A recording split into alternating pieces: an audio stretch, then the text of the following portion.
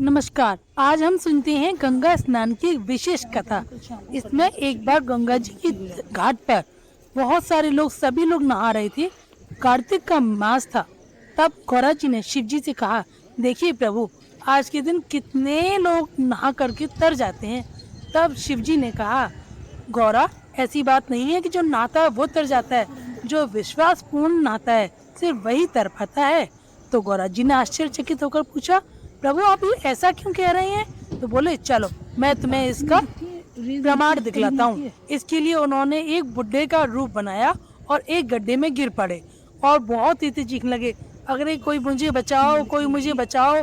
गौरा महारानी भी वहाँ बुढ़िया बन के खड़ी हुई थी और वो भी कह रही थी, अरे कोई तो बचाओ, कोई तो बचाओ। तो ऐसा सुनकर के वहाँ कई सारे लोग इकट्ठे होने लगे और उन्हें बचाने के लिए जैसे ही वो आगे हाथ बढ़ाते थे तभी बुड्ढे महाराज मना कर देते थे।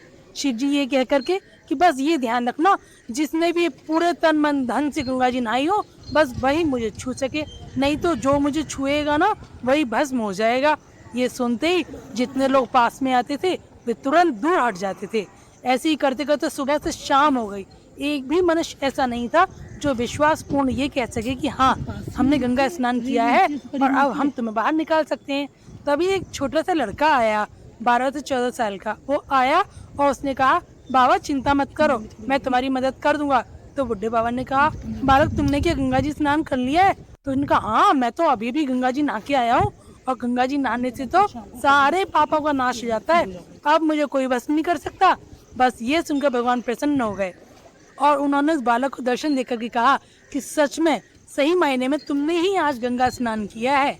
और तब शंकर जी ने गौरा जी से कहा, तुमने देखा पार्वती कि यहाँ नहाने वाले तो हजारों लाखों हैं, लेकिन जो मन से नहाते हैं, स्नान करते हैं, उनका बस कुछ एक या दो ही लोग हैं। इसलिए आप लोगों से विनती है कि आप लोग जब भी गंगा स्नान करें पूर्ण श्रद्धा के साथ करें और ये विश्वास रखें कि गंगा मैया सभी के पापों को नाश कर देती है। जय गंगा माँ।